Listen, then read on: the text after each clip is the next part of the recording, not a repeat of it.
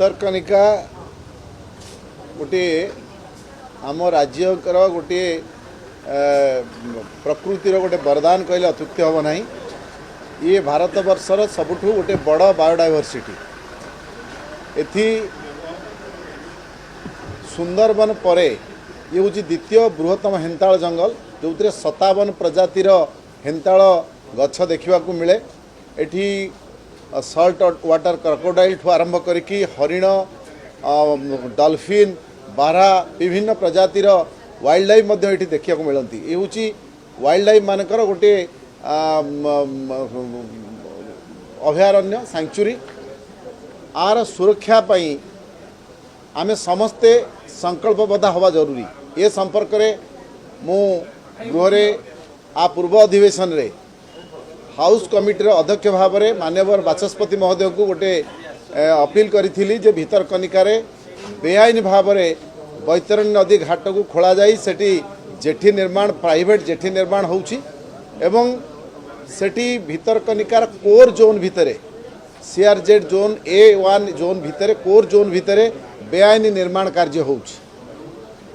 ता उपरे माननीय मंत्री गोटे तदंत निर्देश देइथिले। से तदंत निर्देश आधार रे आज मोर से प्रश्नर उत्तर रे कहिसेंती जे सेठी बेआईन निर्माण होउथिबा तांग दृष्टि को आसीछि एवं केन्द्रापड़ा जिलापाल राजनगर फॉरेस्ट डिविजन डीएफओ एवं स्थानीय तहसीलदार आरआई एमानक जॉइंट इनक्वारी होईछि।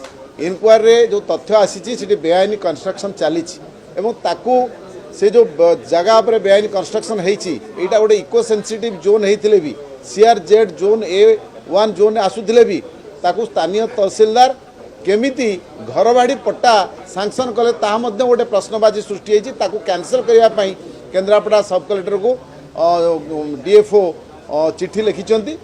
किंतु सब दुख एवं परितापर कथा ये सब सत्य से प्रभावशाली व्यक्ति शासक दल रही फल आज निर्माण कार्य बंद हो नहीं। निर्माण कार्य चली सेठी forest division Bhitarkanika range office सामना रे खूब निकट रे शारदा प्रसाद गाँव में से कंस्ट्रक्शन होते भी से कंस्ट्रक्शन अनवरत चली बंद हो नहीं।